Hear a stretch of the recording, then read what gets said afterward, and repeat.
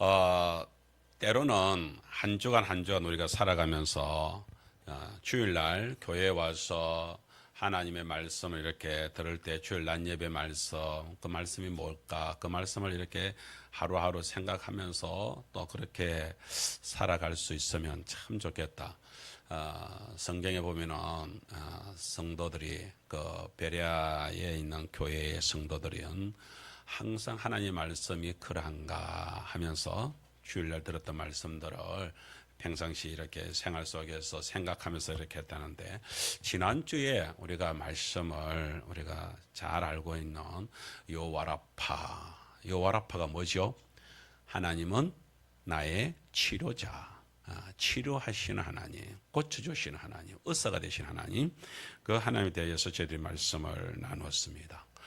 그것은 하나님께서 나는 너희들한테 의사가 되어 줄게 라고 하시면서 하신 말씀인데, 이스라엘 백성들이 출애굽을 하여서 그 광야길로, 그 험난한 길이라는 것, 백성들은 모르지만은 하나님은 이미 그 길을 다 알고 있으니까요, 그 길로 인도를 하려고 할 때에 그 백성들이 얼마나 힘들고 얼마나 지금 두렵겠습니까? 이제 광야길로 들어갈 때, 그죠? 그때에 하나님께서 그들한테 위로해주고 싶은 간절한 마음, 그래서 백성들한테 이럽니다. 너 걱정하지 말고 들어서라, 괜찮다 하는 위로가 그 속에 느껴지지 않습니까? 괜찮다, 괜찮다. 그러면서 내가 너희들이 이렇게 할 때 봐라, 이 쓴물 이렇게 해가지고 너희들 지금 죽는다고 생각했느냐? 그런데 내가 이렇게 단물로 만들어주지 않냐? 내가 고쳐주고 내가 치료해주고 내가 탄다. 그러니까 걱정하지 말고 이 광야길을 가자. 이렇게 이제 건면하는 따뜻한 아버지의 마음이 그 속에 느껴지지 않습니까? 그래서 요와라파, 그 하나님, 그죠? 우리 인생에도 마찬가지죠. 그 하나님이, 여호와라파 되신 하나님이 우리의 인생을 살펴주고 이렇게 해주면 얼마나 감사하겠습니까? 먼저 우리가 지금 다음 주까지도 이렇게 하나님의 이름에 대해서 우리가 계속해서 좀 말씀을 나누려고 그러는데, 첫 번째 지난주에 여호와라파, 나를 치료하신 하나님, 우리 한번 따라할까요? 여호와라파. 여호와라파가 하나님은 뭐예요? 나의 치료자, 나의 의사.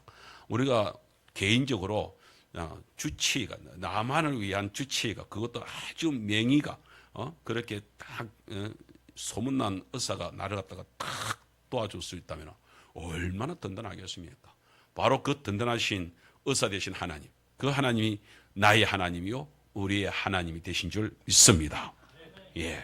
근데 인생을 살아가다 보면 광야길에서 쓴 인생을 만나는 것도 있지만, 때로는 우리가 막다른 인생, 오늘 우리 설교 제목 저 화면에 나와 있는데 뭐라고요? 한번 읽어볼까요? 시작. 내 인생의 끝자락에서, 내 인생의 마지막 순간, 야, 여기서 끝인가 하는 순간을 맞이하는 그런 인생이 있을 수도 있습니다. 오늘 예배에 참여하신 우리 성도님들이 인생 속에서 나도 저럴 때도 있었다. 또 우리 젊은 청년들은 앞으로 내 인생에서 저런 인생의 끝자락이 올 수도 있지 않을까, 이런 생각들이 들 때에, 그때 나는 어떻게 신앙을 추스려야 될까, 어떻게 삶을 추스려야 될까, 이런 생각들을 해볼 수 있지 않겠습니까? 오늘 그런 나의 인생의 끝자락에서 나는 어떻게 오늘 찬양했던 것처럼 도우심이 어디서 와서 나를 도와줄 수 있을까, 그런 생각들을 해볼 수 있으면 좋겠다, 이런 생각을 한번 해보게 됩니다. 그래서 오늘 우리가 함께 나누게 될 때 여기에 뭐예요? 한 여인 이야기로 오늘 시작을 할 것인데, 이 여인이 임산부입니다. 임산부인데 집에서 도망쳐 나온 임산부가 있습니다. 그 여인을 하나님이 어떻게 만나 주시는가? 그래서 정말로 이 여인이야말로 이제 여기서 죽는구나, 여기서 인생이 끝나는구나 생각하는 순간이 있었다 이거죠. 어떻게 되시는지를 우리가 말씀을 통하여서 같이 나누어 보려고 합니다. 첫 번째, 그래서 큰 제목으로 그 제목을 제가 이렇게 잡았습니다. 우리 한번 따라할까요? 나를 살피시는 하나님. 나를 살피시는 하나님. 나를 살피시는 하나님. 창세기 16장 7절인데 먼저 창세기 16장 7절 시작. 여호와의 사자가 광야의 샘물 곁 곧 술길 샘 곁에서 그를 만나 그랬습니다. 우리가 우리 교회에 지금 우리 성도님들이 이렇게 교회 처음 나오시고 또 이렇게 교회 성경에 대해서 깊이 이렇게 알지를 잘 못하기 때문에 오늘 이 말씀만 가지고서는 이게 뭔 내용이 오늘 본문을 가지고 쭉 읽었습니다만은 여기 나오는 이 여자가 도대체 왜 이렇게 길을 나왔을까, 집을 나왔을까 이런 배경들을 좀 알면은 훨씬 더 오늘 본문이 확 다가올 것입니다. 성경에서 정말로 하나님께서 75세가 되신 아브라함을 찾아왔습니다. 너 아내와 함께 나를 따라 나서자. 내가 너를 복되게 해주겠다 하면서 따라 나서자 합니다. 75세 된 어르신을 그렇게 불러낼 때에 선뜻 그것도 또 친척 그 고향 땅을 다 버리고 나를 따라 홀로 단신으로 나를 따라와라 이렇게 하는데 그게 쉽게 되겠습니까? 그러나 하나님을 붙들게 되니까 하나님을 믿게 되니까 그 믿음으로 그렇게 따르게 됩니다. 그래서 75세 아내는 65세 그렇게 해가지고서 부부가 집을 나섰습니다. 그렇게 해가지고서 이제 하나님의 약속이 있다고 이렇게 계속 가는 가운데였습니다. 그런데 그렇게 가면서 성성장구만 되는 일들이 있고 좋은 일들만 일어나면 되겠는데 자손을 축복을 해준다고 하는데 이게 나이는 10년쯤 지나가는데도 별 이렇게 아무 일이 일어나지 않고 있으니까 오히려 누가 더 안달이 나버리냐면은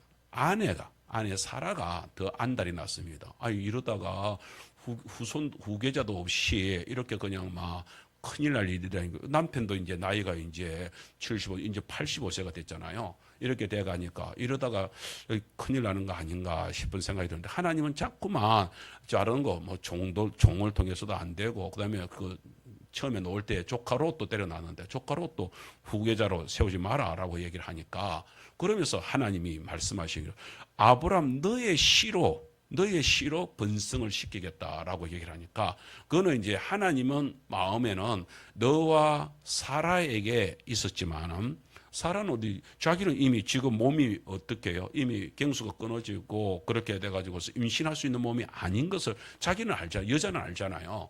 그럼 나는 임신도 못하는데 아기를 못 낳는데 그래서 자기 데리고 있던 몸종 하가를 남편에게 붙여서 그러면 뭐 남편 씨만 받으면 되는 것이니까 뭐 여자는 이렇게 잉태할 수 있는 여자를 갖다가 이렇게 붙이면 되지 않겠나. 그 중에서도 그 집에 기르고 있었던 데리고 있었던 종들 중에서 그래도 아마 하갈이 그런 대로 이렇게 믿음직했다 싶습니다. 그래서 하갈을 이렇게 넣어서 그래서 이제 후계자가 생겨질 수 있도록 만들었습니다. 자, 여기까지는 다 좋습니다. 그럼 후계자가 세워져야 되니까 그렇게 이제 사람으로서는 생각하고 계획을 할 수가 있죠.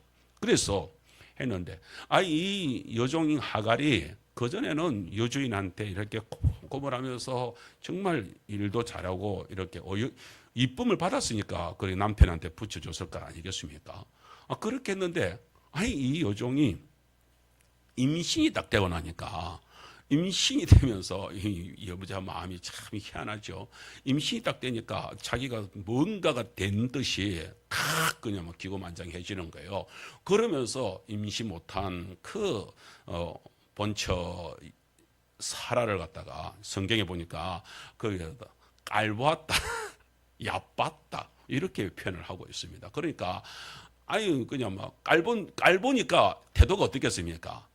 그냥 뭐 무시하게 되고 뭐 너는 당신은 아도 못난 여자가 뭐 이런 식으로 조금 이제 좀 안 좋게 그러니까 사라가 이제 화가 난 거예요. 그래가지고서 그런데 이제 남편 눈치가 보이잖아요. 그런데 이제 남편한테 이제 화를 내면서 이제 하갈이 이렇게 했다 그렇게 얘기하니까 남편이 하갈의 편을 들어줘야 되거든. 자기 씨로 임신까지 했으니 좀 이렇게 따뜻하게 아이고 좀 당신이 참아라 뭐 이렇게 하면서 좀 배너를 해주면 될 것인데 남편이 이게 참 가운데 끼는 게 이렇게 힘든가 봐요. 그래서 남편이 이 편도 저 편도 들 수가 없으니까 그러니까 사람 본처한테 당신 원래부터 당신의 종이었으니까 당신 알아서 해라 이러면서 하갈의 편을 안 들어줍니다. 그러되니까 사라가 그래 내 마음대로 해도 됐지요. 이 약속을 딱 받고 그 이제 허락을 딱 받고 나서 이게 대놓고 이제 막 그 임신한 이제 여종을 갖다가 자기는 여중이니까 이제 성경에 보니까 뭐 학대를 했다. 얼마나 심하게 이렇게 학대를 했으면 하갈이 도무지 견디지 못. 특별히 본처 입장에서는 임신을 해가지고서 좋게 하려고 했는데 이 종이 이렇게 그야말로 대들고 이러니까 화가 나니까 뭐에 대해서 아마 그 여자는 그렇잖아요. 자기 뱃속에 아이의 생명의 위협에 달하니까 이러다가 잘못하면 아이가 위험해지겠다 싶은 마음이 자기 혼자면은 자기 혼자서 당하는 거라면은 얼마든지 핍박을 받고 학대를 받았을 거예요. 그런데 이러다가 뱃속에 아이까지도 이렇게 큰일이 나겠다 싶은 생각이 분명히 들었을 거예요. 그러니까 이러면 안 되겠다. 여주인에게 있다가는 잘못하면 이 뱃속의 아이가 위험해지겠다 싶은 생각이 드니까 도망을 나온 거예요. 도망을 나온 거예요. 근데 오늘 여기 좀 본문에 보면은 그 이야기가 이렇게 있습니다. 그런데요, 이 하갈은 종이잖아요. 노예잖아요. 노예. 그야말로 노예잖아요. 옛날에 우리 조선시대 때에 종들이 도망을 가면은 누가 있는지 아십니까? 그 종들을 잡는 추노꾼이라고. 그 노예들을 갖다가 그 추격해가지고 잡아가지고서 다시 주인에게 돌려주면 그 주인은 그 이제 도망친 그 끝까지 잡아야 될 이유가 뭡니까? 집에 있는 다른 종들이 그걸 못 잡고 그렇게 해가지고서 본보기를 안 보이면은 다른 종들도 또 도망갈 수 있잖아요. 그러니까 잡아가지고서 완전히 막 죽이거나 아니면은 막 본보기를 해가지고서 아주 큰 곤욕을 치르게 만드는 그 일들이 있거든요. 그러면은 이거는 노예를 지니고 있는 곳에는 어디든지 그런 게 있을 것이란 말입니다. 그러면은 이 하갈도 자기가 분명히 그렇게 종으로서 사는 여자가 도망을 가면은 분명히 그렇게 잡히면은 큰 곤욕을 치를 것을 알지만 지금 당장에 내 뱃속에 아이를 지키려고 하니까 우리 성경에 그런 말이 있잖아요.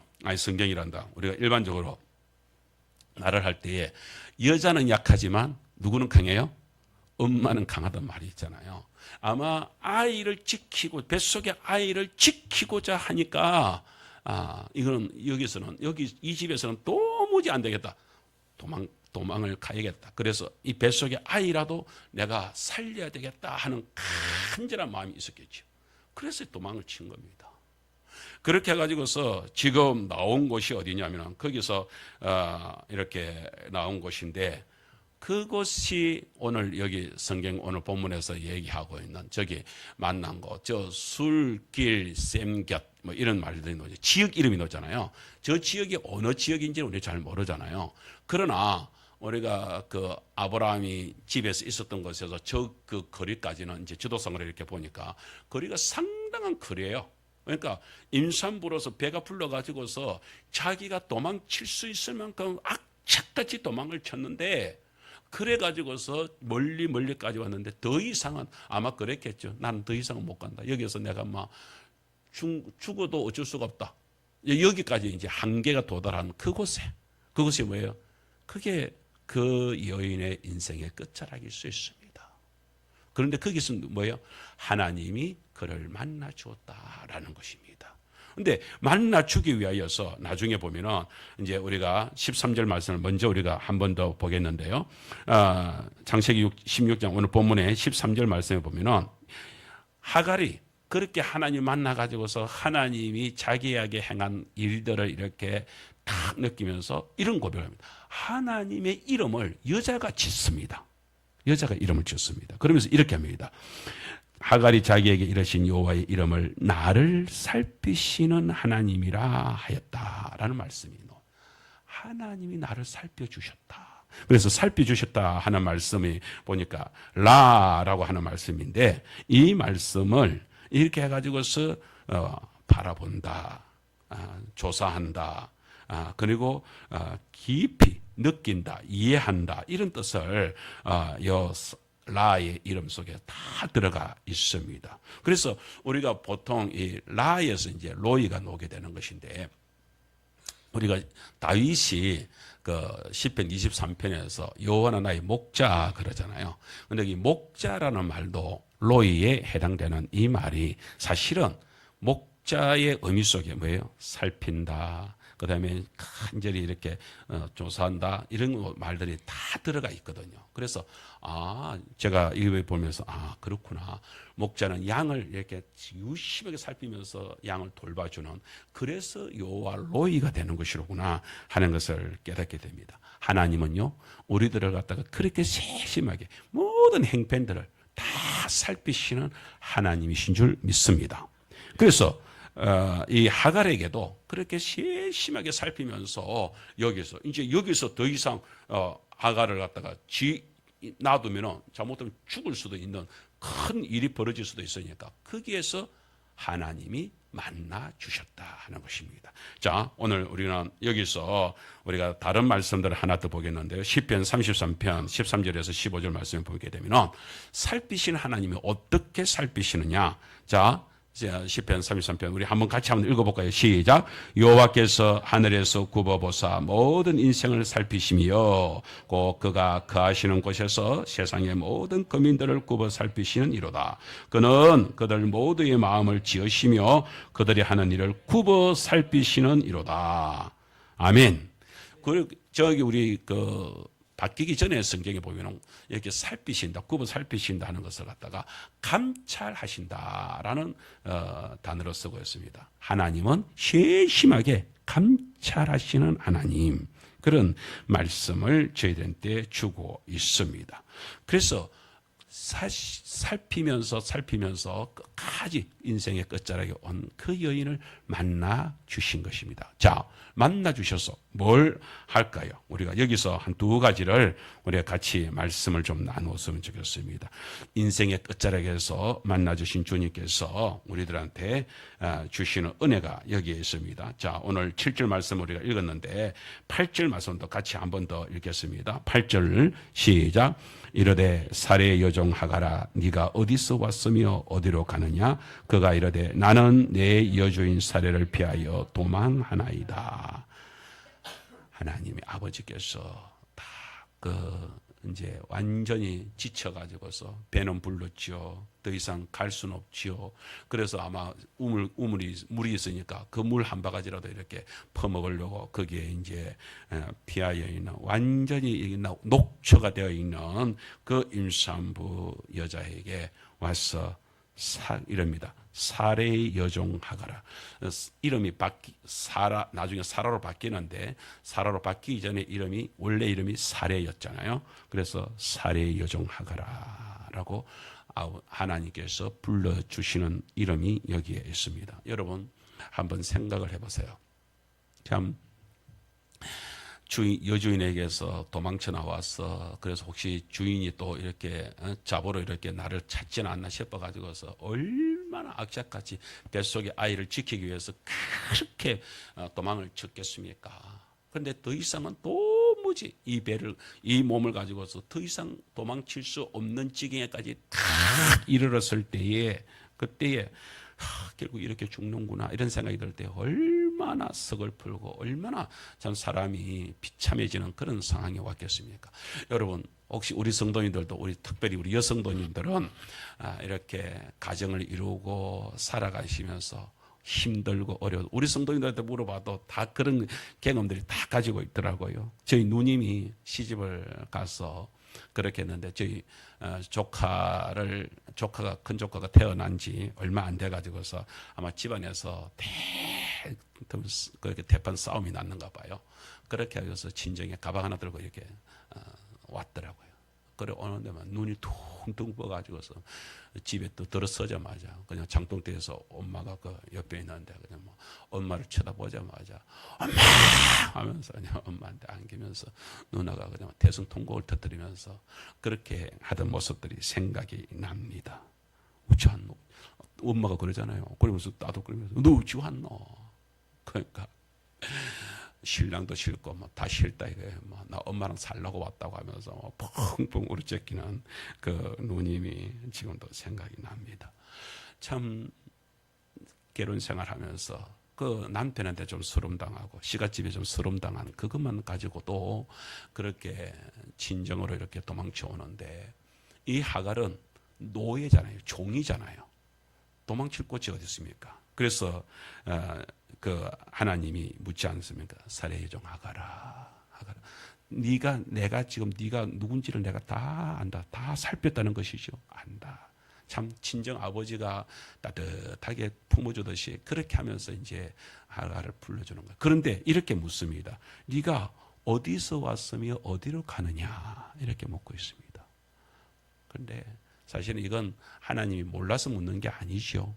다 알면서도 묻습니다. 그러니까 자기 있었던 일들을 갖다가 토로를 하는데 이럽니다. 자기가 그 여종인데 그 사례집에서 그렇게 학대를 받으면서 그래서 거기서 도망쳐 왔습니다.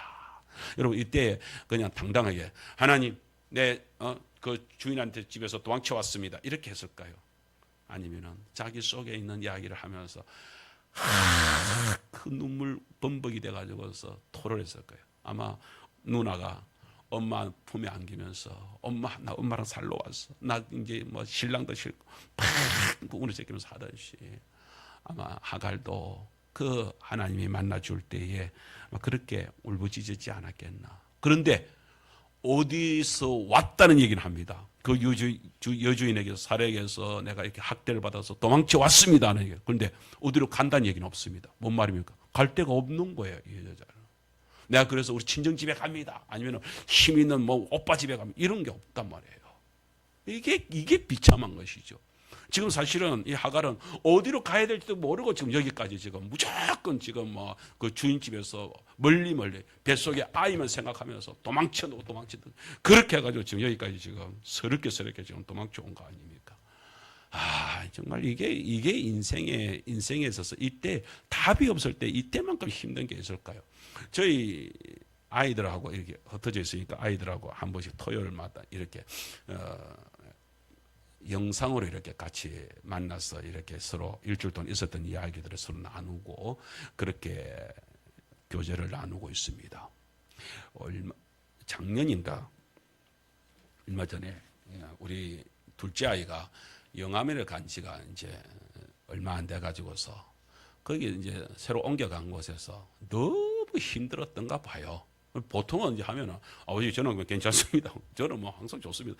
아이가 뭐 성격이 그래가지고서 항상 적응을 잘하고 이러니까 항상 뭐 괜찮습니다. 좋습니다. 이러던 아이가 그날은 영 얼굴 표정부터가 심각한 거야. 그래가지고 이야기를 주거니 받거니 하는데 이 둘째가 드디어 자기 속에 있는 그 이야기를 갖다가 부대 이야기를 쭉 하면서 얼마나 그 성격 좋은 우리 둘째 알잖아요, 성도님들도 성격이 참 그 서글서글 하거든요.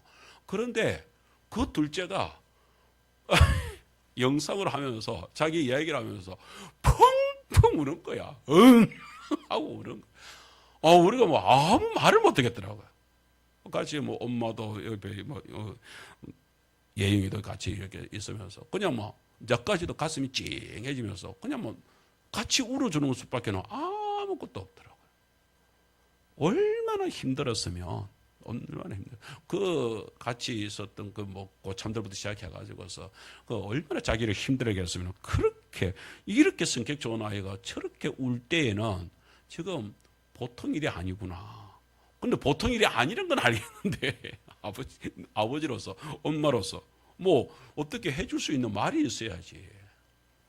그런 어려운 상황들을 만나게 되어집니다.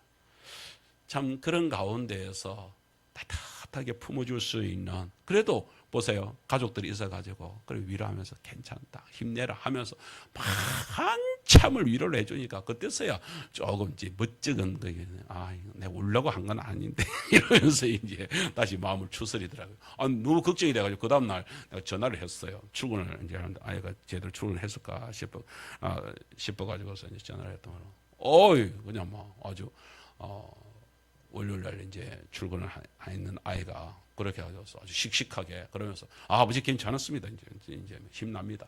이러면서 이제 당당하게 그 전화를 받는 아이고 마음의 안도감이 이렇게 찾아와졌습니다.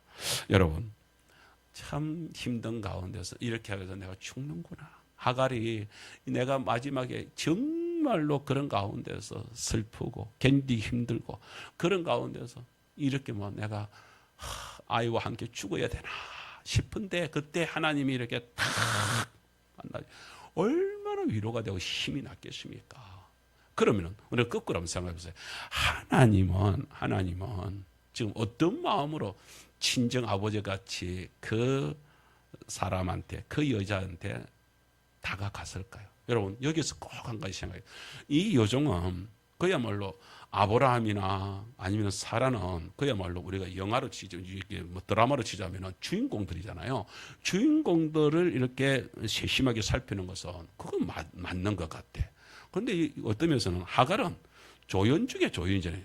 잠시 나왔다가 사라져버릴 그런 조연이잖아요. 그럼에도 불구하고 하나님께서 그 조연 한 사람한테마저도 하나님께서 세심하게 관심을 가지시고 살피시는 모습을 보게 됩니다. 여러분, 우리는 이런 생각을 해야 돼요. 하나님은 뭐 큰 교회, 여의도 순복음교회 뭐 엄청난 큰 교회들 뭐 관심이 있지만 우리 이 작은 교회만 관심이 있겠나? 아니면 그것도 아니면 하나님이 뭐 목사님이 뭐 정도 되면 장로님 정도 되면은 관심을 좀 가지더라도 우리 같이 이렇게 뭐 일반 성도한테 우리한테까지 관심을 가지겠나? 여러분 착각하지 마십시오. 하나님은 머리털도 세심바 되신다고 했습니다. 모두에게 한결같이 한 영혼이 천하보다 귀하다고 그랬잖아요. 우리 모두에게 세심한 관심을 가지고 계시는 분이 하나님이신 줄 믿습니다. 하갈에게 그 여종 하갈에게 그냥 뭐 이러든지 저러든 뭐 종이니까 그냥 뭐 나가서 뭐 죽든지 말든지 내가 모르겠다 그래도 되는데 아니란 말이야. 하나님은 그렇지 않으신다. 하나님은 이 도망 나온 이 여인 이 몸이 이렇게 해가지고서 죽을똥살똥하고 있는 이 여인 끝까지 찾아와 가지고서 그 하갈을 갖다가 따뜻하게 품어주고 그렇게 위로하고 있는 모습 바로 이게 친정 아버지의 모습이 아닌가 이런 생각이 듭니다. 우리 교회도 있잖아요. 도행이 지금 뭐 이렇게 시험 준비하고 있다. 뭐 우리들 교회도 기도하고 있지만 도행이 엄마 아빠는 도행이를 위한 마음이 얼마나 애틋하겠습니까? 우리 여기 민재가 있잖아요.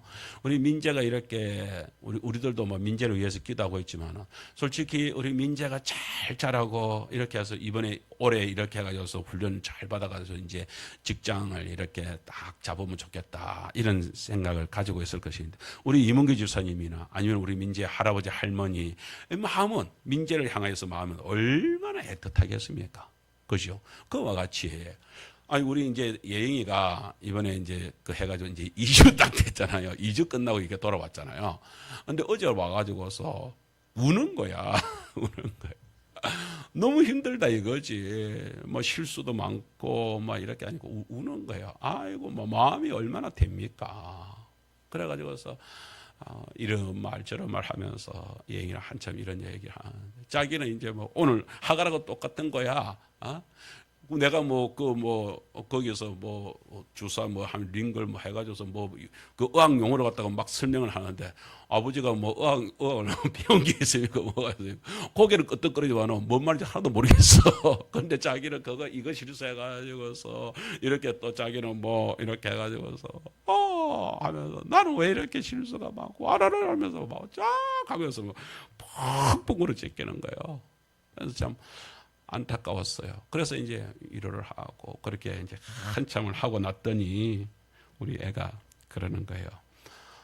내 집에 내려오길 참 잘했다 이러면서 이제 미소를 짓는 거예요. 그러니까 속으로 마음이 많이 제가 깔아앉고 그래 힘내자 그러면서 이제 아이를 따독거렸습니다. 친정 아버지 그죠?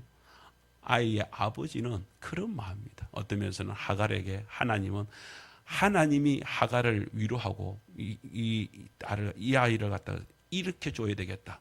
꼭 친정 아버지가 그 시집 가가지고서 하고 있는 그 딸을 갖다가 좀 더 힘을 실어주고 싶어가지고서 와가지고 아가라 하면서 아이야 하면서 끌어안아주는 바로 그 모습이 여기에 있지 않나 이런 생각을 가지게 되는 것입니다. 여러분, 그렇게 해서 만나주신 그 인생의 끝자락에서 인생이 이렇게 끝날 줄 알았는데 하나님이 딱 만나주십니다. 만나주시면서 하나님이 하갈한테 어떤 위로를 주는지 아십니까? 오늘 그 두 번째 말씀을 우리 보겠습니다. 두 번째요. 고난보다 더 큰 은혜를 주신다.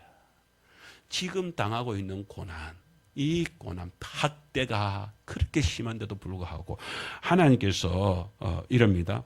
그 여자인 그 하갈한테 다시 너 여주인에게로 돌아가라라고 말한다. 여러분, 아이씨 학대받아서 죽을 것 같아가지고서 지금 도망쳐 나왔는데 거기로 다시 돌아가라 할 때요. 얼마나 청천벽력 같은 소리겠습니까? 그 돌아가서 맞아 죽으라고? 어쩌라고? 그런데 이 말 때문에 오늘 하나님께서 말씀하신 이 말 때문에 하갈은 돌아갈 각오를 합니다. 그리고 진짜 돌아갑니다. 우리 9절 10절 시작. 여호와의 사자가 그에게 이르되 네 여주인에게로 돌아가서 그 수하에 복종하라. 여호와의 사자가 또 그에게 이르되 내가 네 씨를 크게 번성하여 그 수가 많아 셀 수 없게 하리라. 아멘. 돌아가서 그 수하에 다시 말하자면은 사라에게 복종해라. 여기 지금 뭔 말입니까? 해결이 된 게 내가 이렇게 말하는 게 아닙니다. 여러분 착각하지 마십시오. 하나님이 사라한테 미리 가가지고 야 여종 학대하지 마. 학대하면 확 내가 그냥 가만 안 둘 거야. 이렇게 말했다는 게 아니에요. 그 말은 없어요.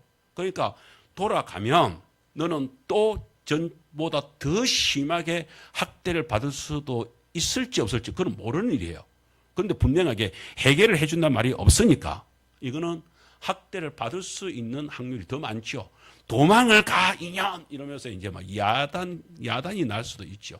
남편도 마찬가지, 아브라함도 마찬가지예요. 남편한테 내가 시켜서 남편이 너를 도와주게 할게 그 약속이 없어요. 그러니까 남편도 여주인한테 그렇게 해가지고 조금 안 좋은 소리 들었다고 도망을 가. 네가 미쳤나 이러면서 오히려 남자가 더 화를 낼 수도 있는 입장일 수도 있다는 거예요. 여러분 하나님이 어떨 때는요 우리 인생을 살아가게 때 하나님이 그냥 막 지난주에 마라의 선물처럼 그 선물을 단물로 확 바꾸는 일을 갖다가 확 역전시켜 가지고서 우리를 아이가 딱 그 자리에서 승리를 노래하게 만들 때도 있지만 하나님은 오늘처럼 어떤 환경의 문제를 하나도 해결을 시키지 않으면서도 그 속에 우리가 들어가도록 만드는 이런 일들이 사실 우리 인생에 그런 게 더 많잖아요. 그렇잖아요. 우리 이문기 집사님 직장에 이렇게 믿음으로 있으면 막 승승장구하면서 막 거기서 막 일들이 더 잘 되고 언제입니까? 작년이고 재작년입니까? 여름에 그때 하면서 하는데 그때 잘못 실수해가지고 뽑아가지고서 레미콘 몇 대를 갖다 그렇게 버렸다고 그랬습니까? 그때 몇 대분? 7대분? 여러분 생각해 보시죠. 아니, 저 베테랑 되시는 우리 집사님이 레미콘 해가지고서 그걸 갖다가 때려보는데 여러분 레미콘 7대를 갖다가 버릴 수밖에 없도록 그거 뽑아버리는 바람에 그렇게 해가지고 실수가 나고 이렇게 되는 그 얼마나 회사에 손해며 또 우리 집사님 입장에서는 얼마나 당황했겠습니까? 그럼 이렇게 얘기하는 거 아니에요? 이렇게 하는 거 아니에요? 하나님, 내가 왜 이럽니까? 이러면서 탄식이 나오는 일이 벌어질 수도 있잖아요. 그런 하나님이 그렇게 그렇다고 해서 그 문제를 갖다가 확 해결도 안 돼. 해결도 안 돼. 나로 하여금 그것을 극복하게끔 하는데 아무것도 답을 안 주실 때 이럴 때가 참 많단 말이에요. 기도 응답을 탁탁 일어나면 좋겠는데 아무도 안 일어날 때도 있다. 그렇게 인생을 살아가게 만드는 것도 있단 말이에요. 오늘 하갈이 그렇단 말이에요. 하갈이 지금 돌아가게 되면은 지금 주인한테서 더 학대를 받을지 어떨지 몰라. 그런데 그렇게 해놓고 그런 얘기를 하나 주지 않으면서 너 돌아가라. 라고 얘기를 하니까 이게 사람들이 진로를 아닙니까? 그런데 하갈이 뭐 때문에요? 이 약속 한 가지 때문에. 이게 뭐예요?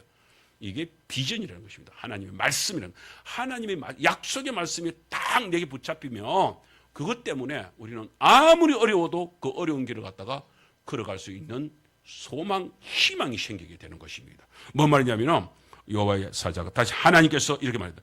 내가 니시가 뭡니까? 뱃속에 있는 아이, 그 아이를 크게 번성하여 그 수가 많아 셀 수 없게 하겠다. 다시 말하자면 내가 다른 거는 내가 말 안 하는데 너 아이, 네가 지금 제일 걱정하는 건 너 아이 아니야. 너 뱃속에 있는 네 아니야.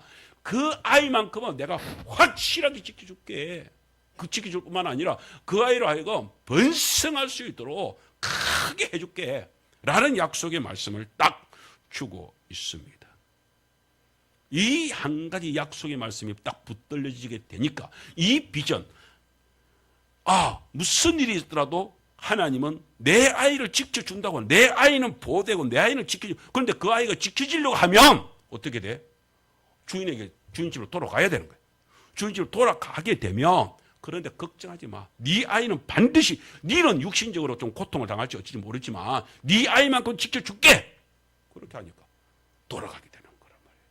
오늘 성도 여러분, 우리의 삶 속에서 우리가 아직까지는 힘들고 아직까지는 좀 한다 하더라도, 예를 들면 우리 이문기 집사님, 제가 자꾸 우리 집사님 얘기를 하는데, 우리 집사님이 내가 회사에 좀 더 힘들 수도 있지만 하나님이 너 걱정하지 마. 너 그렇게 회사 생활 힘들고 그렇지만은 네가 그렇게 해가지고 힘들게 그 돈 벌어서 너 아이 지켜내잖아. 너 민재만큼은 내가 확실하게 내가 지켜줄게. 이 약속이 우리 이문기 집사에게 딱 붙잡히면, 그러면 회사에서 그렇게 하는 일들 어떻게 해요? 저는 우리 민재가 이렇게 해가지고서 확실하게 하나님께서 딱 세워줄 것이라는 약속만 있으면 좀 힘들어도, 회사에서 힘들어도 욕들어 먹더라도 그래 욕해라 새끼들 하면서 막 힘들게 할 수 있지 않겠나. 왜? 하나님이 우리 민재를 지켜준다는데 내가 뭐 이거지 뭐 지키지 뭐 욕 좀 들어 먹지 뭐 내가 좀 더 고생하지 뭐 좀 더 땀 흘리지 뭐 이렇게 될 수 있지 않겠나, 이런 생각이 든다 이 말이죠. 하나님께서 바로 하갈한테 네 씨를 갖다가 내가 책임져 줄게. 그러니 돌아가라 라는 이야기를 딱 듣는 순간에 그는 그대로 합니다. 그렇게 합니다. 그런데요, 오늘 말씀이 우리한테 주는 말씀이요, 아주 귀한 말씀이 있습니다. 네 씨로 번성하게 해줄게. 가만히 한번, 우리 성경을 좀 아시는 분들은 하나님의 말씀을 한번 생각해 보세요. 이 말씀이 어떻게 나오는 것이지? 여러분, 성경을 좀 아시는 분들은 성경을 이렇게 쭉 생각을 하면서 하나님이 자녀들의 번성을 얘기할 때에 그게 여자한테 얘기를 했을까, 남자들한테 얘기를 했을까? 제가 성경을 한번 찾아보겠습니다. 먼저 아담한테 하나님이 찾아왔습니다. 창세기 1장 28절에 그 말하면서 아담한테 이렇게 말합니다. 하나님이 그들에게 복을 주시며 그들에게 이르시되 생육하고 번성하여 땅에 충만하라. 땅을 정복하라. 바다의 고기와 공중의 새와 땅에 움직이는 모든 생물 다스리라. 누구한테 했다고요? 아담이 누구예요? 남자예요. 그죠? 두 번째, 또 자손들에 대한 번성을 얘기합니다. 노아에게 창세기 9장 1절에 하나님이 노아와 그 아들들에게 복을 주시며, 그렇죠? 아들에게, 그 노아에게, 그 다음에 아브라함에게 창세기 12장 2절에 내가 너로 큰 민족을 이루고 네게 복을 주어 내 이름을 창대하게 하겠다. 큰 민족, 누가 후손을 통해서, 자녀들을 통해서 큰 민족을 이루게 하겠다. 누가? 아브라함, 남자에게. 그 다음에 이삭에게도 그랬습니다. 창세기 26장 4절에 네 자손을 하늘의 별과 같이 번성케 하겠다. 누구에게요? 남자에게. 그렇게 보면은 야곱에게도 그랬습니다. 창세기 28장 3절에 전능하신 하나님이 네게 복을 주어 너로 뭐예요? 자손들을 위해서 생육하고 번성케 하사 너로 여러 족속을 이루게 하겠다. 야곱에게. 다 하나님이 이제까지 자손에 대한 약속의 말씀하실 때는 딱 남자들한테 했어요. 그리고 하나님이 약속의 남자들에게 막 복의 말씀을 했는데 오늘 딱 한 번 이방 여인이고 종이고, 그런데 여자에게 오늘 이 약속의 말씀을 합니다.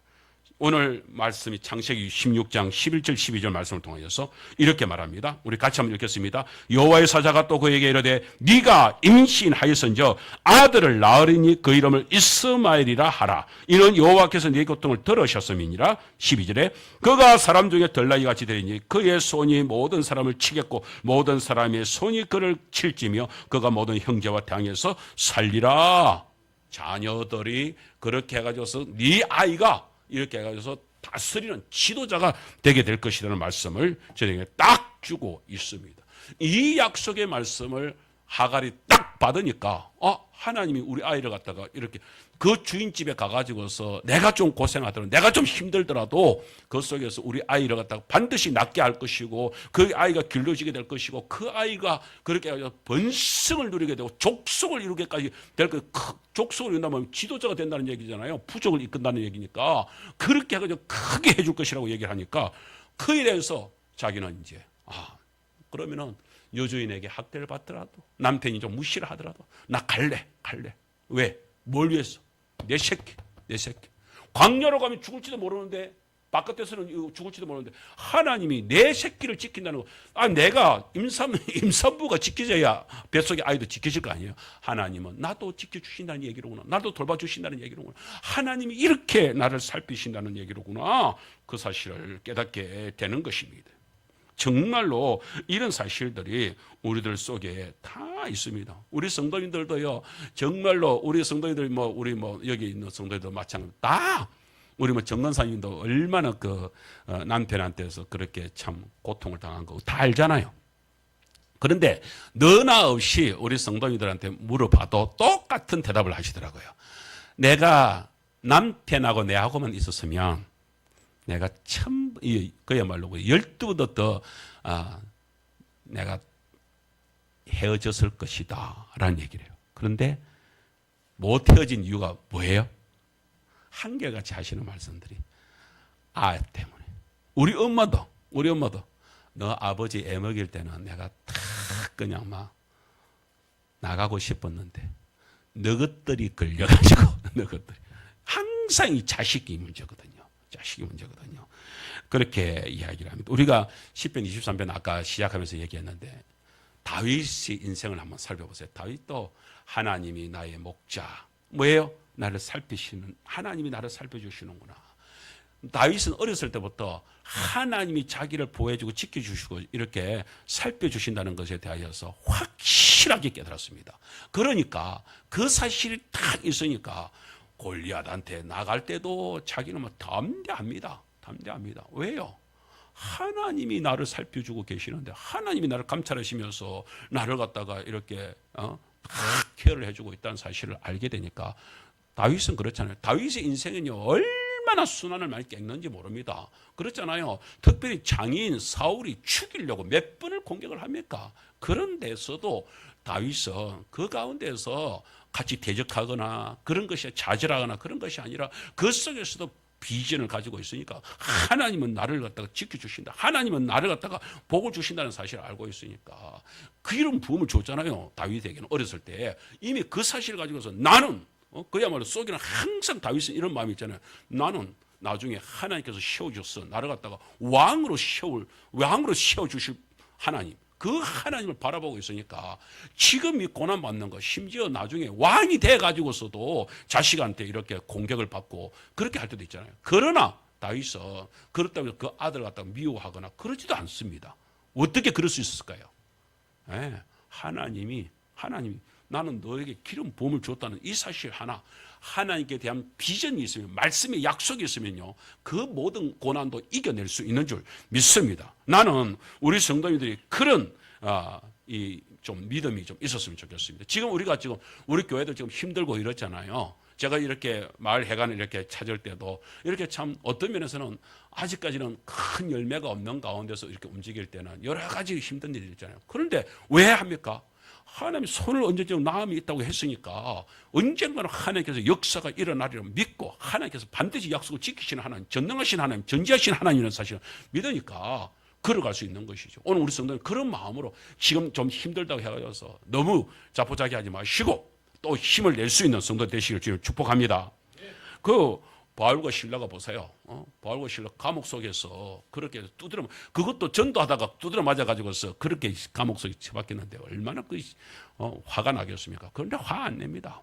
그 속에서 딱 깨어났는데 몸이 이렇게 했는데 그 두드려 맞아가지고 기절해 있다가 이제 깨어났는데 한밤중이라고 해요. 그런데 한밤중에 뭐예요? 찬송합니다. 기도합니다. 뭐 때문에요? 하나님이 분명히 우리를 인도한다는 사실을 아니까, 하나님이 우리를 다 살펴주고 있다는 걸 아니까 그 속에서 찬송이 나오는 것입니다. 그 속에서 힘이 나는 것입니다. 그랬는데 옥터가 흔들리고 그냥 뭐 옥문이 열리고 매였던 그 착고들이 확 풀리는 일들이 벌어지잖아요. 얼마나 놀랐겠습니까? 그러면 순간 악한 죄수들이면 야 기회다 도망가자 이래야 되는 거예요. 그러나 바울과 실라는 도망 안 갑니다. 왜? 하나님이 말씀 도망가라고 안 했거든. 지금 뛰쳐나가라고 안 했거든. 가만히 있습니다. 그랬더니 간수가 딱 들어와 가지고서 야, 이 문이 열리고 있으니까 이러니까 간수들 죄수들 다 도망갔겠구나. 내가 이제 내일 아침이면 난 이제 죽는다. 그럼 고문당하고 죽기보다 내가 그냥 죽자. 자살을 하려고 그러죠. 그때에 바울이 뛰어나와가지고서 몸에 칼 대지 마라. 딱 그러면서 보니까 이 사람들이 도망을 안 갔거든. 나는 살았거든. 그러니까 그 앞에서 무릎을 꿇고 죄수 앞에 무릎을 꿇고 간수가 무릎을 꿇으면서 선생들아 내가 어찌하여 구원을 얻겠느냐. 딱 그러잖아요. 거기서 복음을 전하잖아요. 주 예수를 믿어라. 그러면 너와 내 집 구원을 받으리라. 딱 약속의 말씀을 주시면서 초대 교회가요. 그렇게 해가지고서 그 빌립보 교회가 확 살아나는 거 아니겠습니까? 하나님께서 보세요.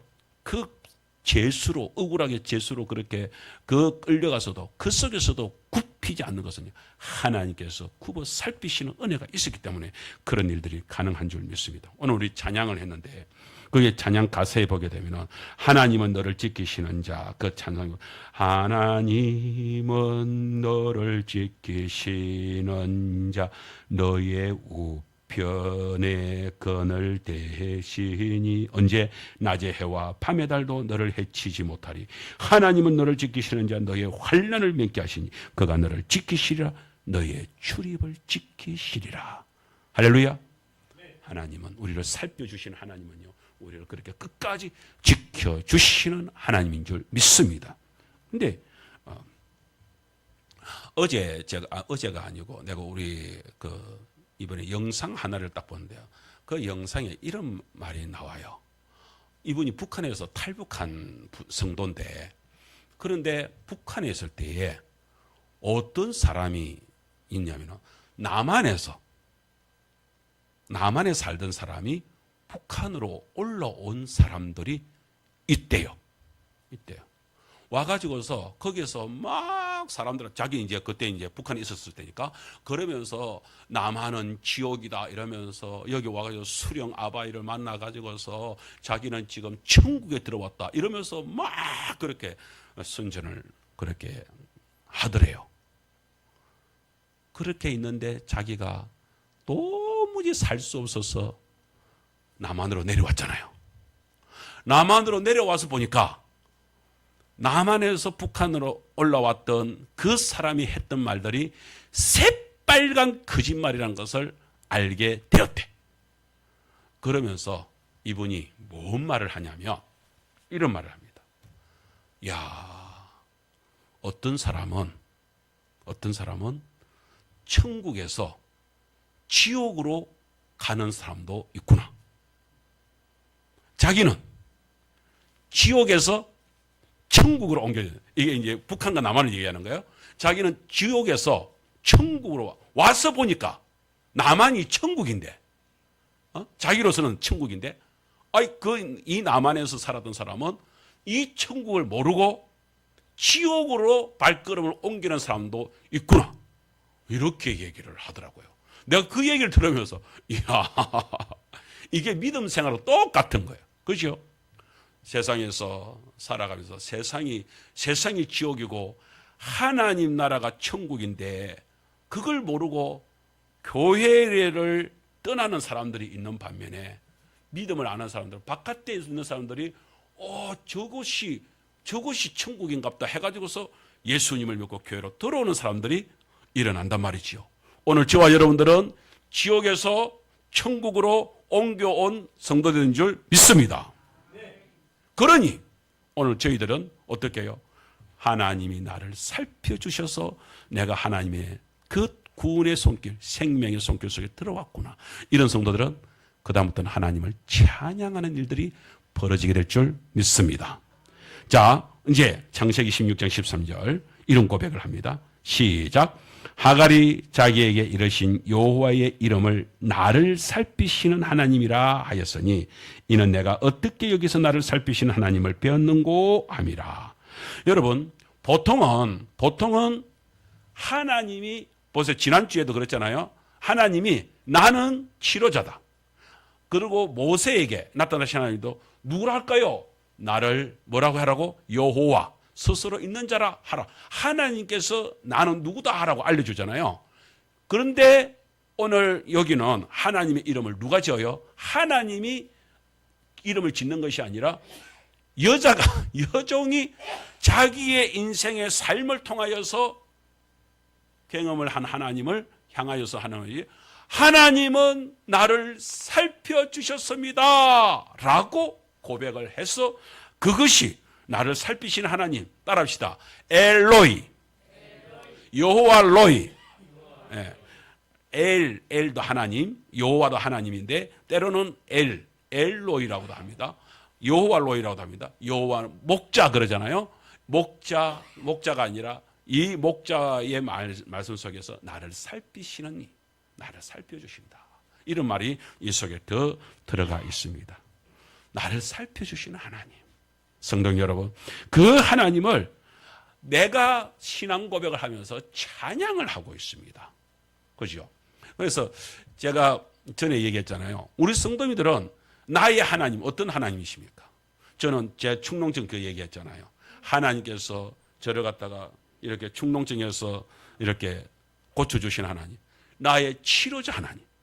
우리 큰아한테 너의 하나님은 어떤 하나님이야? 이랬더니 요와라파 이러는 거예요. 그래서 왜? 이랬더니 그 어렸을 때 벌교가 아니고 어령 정동교에 있을 때에 그때 애가 그 뭐야 이 뭐예요? 여기가 뭐예요?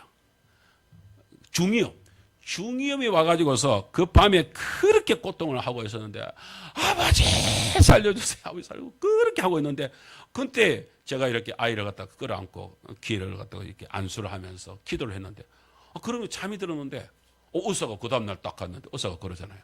아이고 중이염으로 한 사날 생고생을 했네 이러는 거예요. 우리 아이는 어제 저녁에 잠시 그렇게 해서 아야 했을 뿐인데 의사는 사날 고생을 해가지고서 근데 지금 다 나았는데 말 왔어요 이러는 거예요. 그때 우리 아이가 딱 그러는 거야. 아버지 하나님이 고치신 거 맞지요? 그죠? 그날 저녁에 그렇게 치료가 탁 일어난 것이죠. 그렇게 치료의 하나님, 그죠? 때로는 누구에게는 전쟁에서 이겼을 때는 여호와 니시 승리 하나님을 노래할 수도 있잖아요. 오늘 우리 성도님들은 어떤 하나님이십니까? 오늘 하갈은 자기 인생을 이렇게 하면서 내가 이렇게 살아갈 수 있게끔 하나님께서 해주시는구나. 내가 이 인생의 끝자락에서 나를 다시 살려주시는구나. 하나님이 나를 살펴주셨구나 라고 하면서 여호와 로이 하나님, 엘로이 하나님, 살펴주시는 하나님 이렇게 고백을 합니다. 나는 우리 성도님들이 인생을 살아가면서 내는 하나님이 나를 갖다 내 인생을 이렇게 책임져 주시더라 라고 하면서 그 고백을 다 뜻드리는 하나님으로 우리 하나님을 고백하는 성도들이 다 되시기를 주님을 축복합니다. 그렇게 우리가 표준 세번역에서는 그 13절 말씀을 이렇게 합니다. 하갈은 내가 여기에서 나를 보시는 하나님을 뵙고도 이렇게 살아서 깨끗 일을 말할 수 있다니 하면서 자기에게 말씀하신 주님을 보시는 하나님, 나를 보고 계시는 것. 하나님이 보시면 거기는 반드시 역사가 일어날 줄 믿습니다. 우리의 삶에 우리 행편을 갖다가 하나님 보시고 계시니까 거기는 역사가 일어납니다. 우리 민재를 하나님 보시고 계시고 우리 예영이를 하나님 보고 계시고 오늘 우리 성도인들의 삶 속을 하나님이 다 유심히 살펴보고 계시는 줄 믿습니다. 살펴줄 때는 거기는 역사가 일어나는 것입니다. 여러분, 그래서 아까 우리 얘기했습니다마는 사모님과 함께 해관으로 찾아다니면서 이렇게 어르신들 만져주고 있는데요. 이번에 지난 목요일에 이제 점검에 갔거든요. 점검에 가니까 거기 총무 할머니가 이렇게 들어오시더라고요. 근데 그 할머니는 이렇게 허리가 자기가 협착증이 와서 허리가 안 좋다면서 그러면서 하동에 가면은 그렇게 만져주는 데가 있는가 봐요. 근데 자기가 거기에 100만 원치를 끊어놓고 그래서 가서 치료를 받고 있대.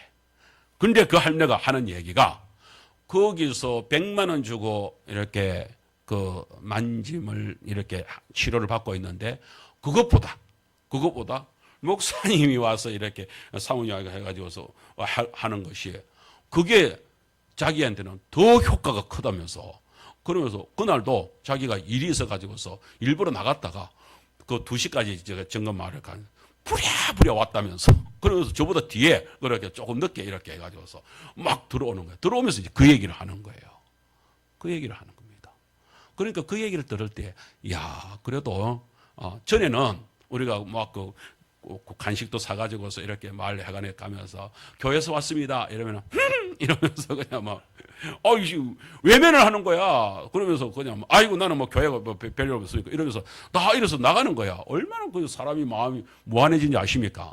그런데 이번에는 어르신들이 그렇게 해서 찾아왔다 이러니까 그렇게 해서 이제 하니까 자기들 기다리고 있으면서 아이고 어서 오세요 이러면서 환영을 하면서 이렇게 오히려 뭐 기다렸다고 그러면서 어서 오라고 그렇게 반겨주고 맞이해 주니까 여기에서 하나님께서 그 다음에 손을 얹어주는 나음이 있다고 주님께서 말씀하셨으니까 하나님께서 여호와라파는 하나님이 하시는 일 아닙니까? 하나님이 하시는 우리는 뭐예요?